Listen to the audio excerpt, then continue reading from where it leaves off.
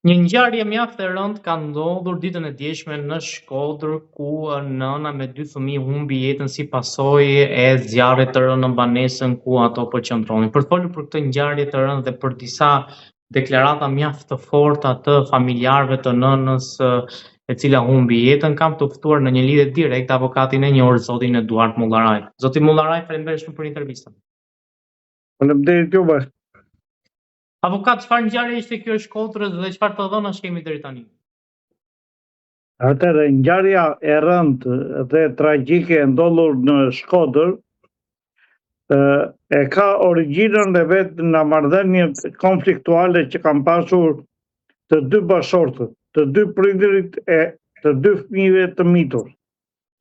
Për një periudhë të gjatë kohore, këta kanë jetuar në Gjermani.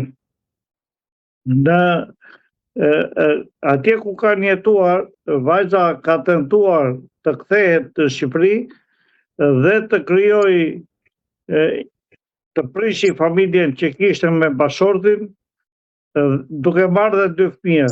Por meqense në këtë mes kanë hyrë edhe familjarët e 2 familjeve, është krijuar një situatë ndoshta jo e këndshme dhe vajza është tërhequr nga vendimi final që kishte në momentin e parë për sa i përket të çështjes së divorcit. Si duket, kjo ka ardhur dhe si rezultat i një kërcënimi që ka kryer ish bashorti në momente të ndryshme për sa i përket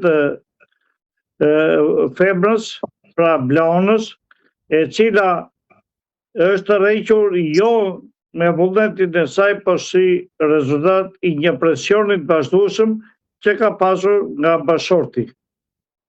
Dhe meqense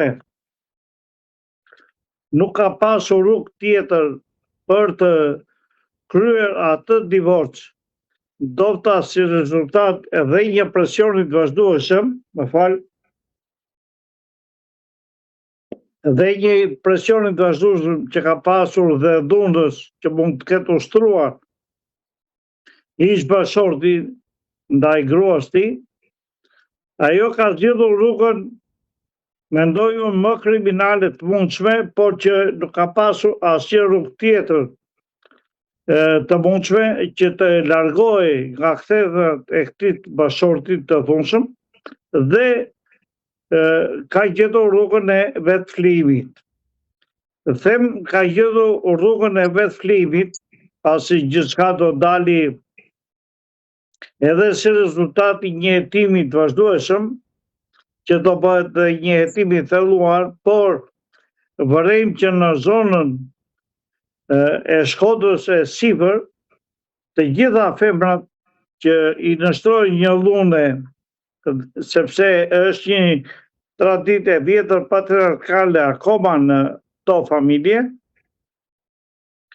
rruga që zgjedhin të gjitha këto, sepse ne kemi raste shumë të shpeshta në Shkodër, ku femrat për arsye të presionit, për arsye të dhunës, për arsye të shtrëngimit, të përdorimit si një mjet dhune brenda familjes, kanë tentuar vazhdimisht që të zgjedhin rrugën e vetflijimit, siç kemi dhe rasti që është tentuar dhe hidhur ta ura e Shkodrës, nëna me fëmijët, ose vetflijime tjera që ka pasur Shkodra me gjitha rrethinat e saj. Të këto kushte dhe duke parë dhe ku janë gjetur të 2 fëmijët e mitur, qoftë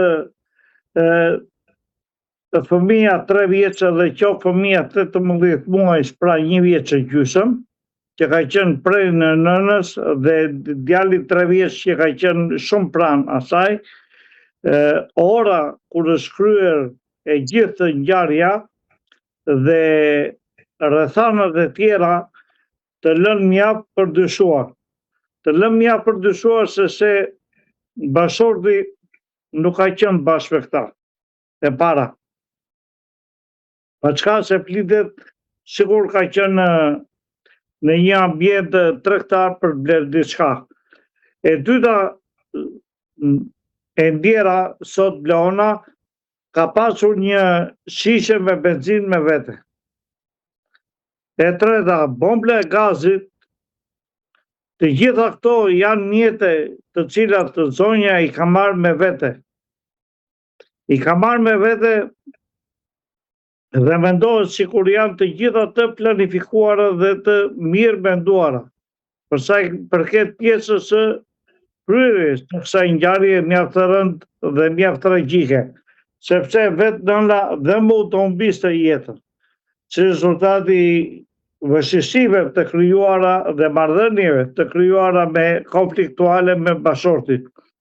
Por nuk duhet të merrte jetën e dy fëmijëve të mitur, të cilët ishin të pambrojtur, por si duket ngarkesa e rëndë emocionale e krijuar nga nëna, e cila në kushte depresionit të thellë ka vendosur të flijoj veten e saj, por duke flijuar veten e saj ka vendosur që për akmarrje ndaj bashortit të marri t'i japi fund dhe jetës së dy fëmijëve, kjo është mjaft e rëndë.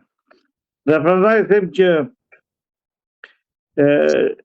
dhe deklarata e dalë nga ekspertiza mjeko-ligjore është mjaft e nxituar.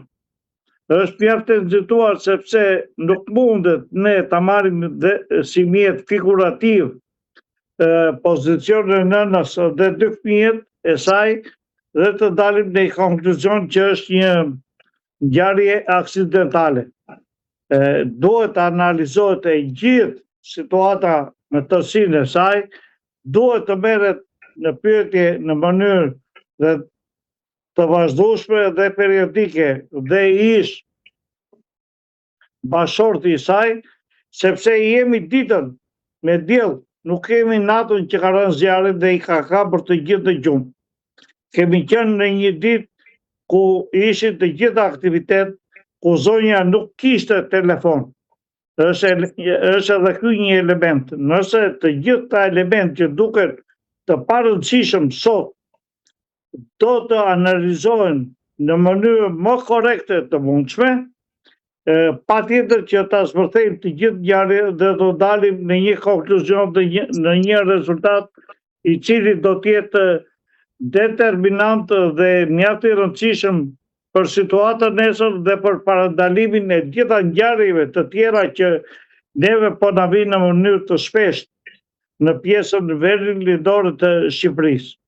Prandaj them që dhe kjo ngjarje, por dhe raporti analizës i dalë, unë e kritikoj si profesionist, nuk duhet të dilet në mënyrë të kaq të shpejtë në një rezultat që është ngjarje aksidentale. Nuk mund të jetë ngjarje aksidentale kjo. Kjo mund të jetë një ngjarje paramenduar për vendimin tonë. Dhe duke qenë një ngjarje paramenduar, duhet të bëhet një hetim shumë i thellë nga prokuroria e Shkodrës për të nxjerrë të gjitha detajet dhe arsyet pse quan të zonjë, të nën dhe këtë qytetare të këtij vendi në një vetflim të tillë duke marrë në qafë edhe dy fëmijët e saj të mitur. Prandaj, unë i bëj thirrje prokurorisë së Shkodrës që me këtë rast të thellohet jashtëmase për sa i përket mos shohim vetëm anën financiare korruptive, por sepse kjo ana korruptive na ka marrë në qafë në gjitha proceset gjyqësore, qoftë prokuror, qoftë oficer të policisë gjyqësore, sepse konkluzionet që dalin dhe rezultatet që dalin nga ngjarje të tilla fatale na shtojnë numrin e viktimave, jo vetëm numrin e viktimave, por na shtojnë dhe na hapin një shteg shumë të thellë për sa i përket një ngjarje të tilla familjare. Prandaj kërkoj që hetimi i thellë do zbuloj dhe arsyet dhe shkaqet e të gjithë kësaj ngjarje fatale për humbjen e qoftë nënës po dhe dy fëmijëve të saj të mitur. Avokat, pse nuk mendoni që ngjarja mund të jetë aksidentale? Pra, çfarë ju bën të dyshoni te kjo ngjarje?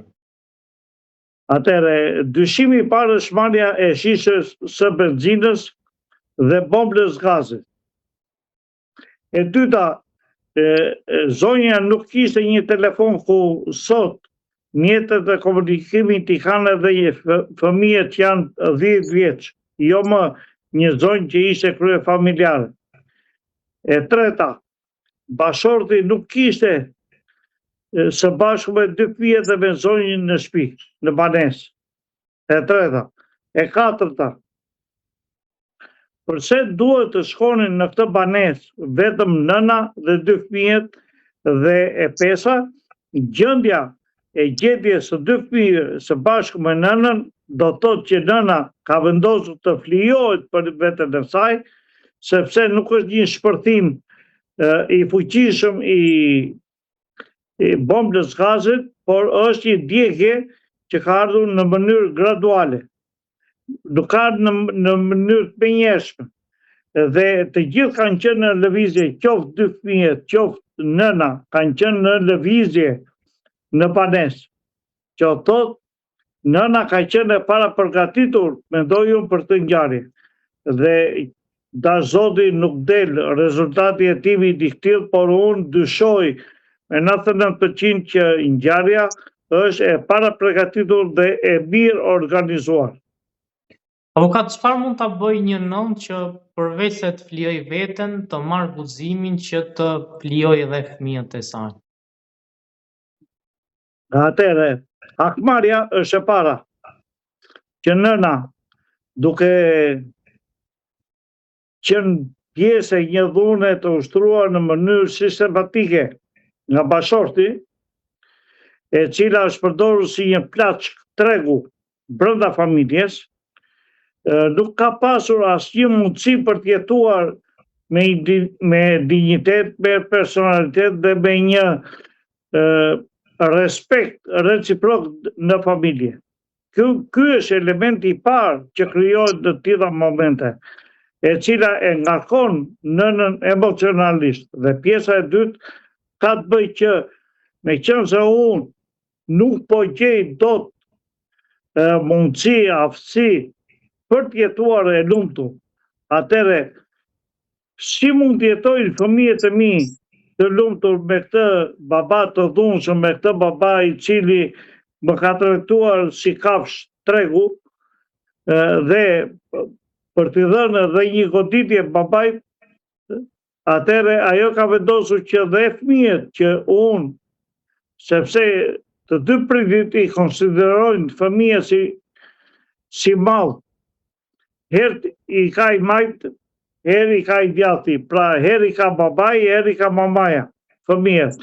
Dhe me qenë se fëmijët janë të mitur dhe janë pa mbështetjen e mundur, ata kërkojnë mbështetje ke nëna ose ke babai. Duke kërkuar mbështetje, do thotë që janë plaç tregu në këtë moment, që është një fatkeqësi jashtëzakonisht e madhe, por duke ne është bërë e modus kjo pjesë dhe prandaj them edhe gjetja e 2 fëmijëve, njëri në prerjen e nënës dhe tjetri ngjitur me nënën, tregon mjaft mirë që nëna I ka mbajtur fort të lidhur të 2 fëmijët dhe nuk ka tentuar që të largohet nga banesa dhe dalë jashtë banesës ose të tentojë të shpëtojë fëmijët dhe vetë flijohen. Avokat, faleminderit shumë për intervistën, ishte kënaqësi. Faleminderit juve.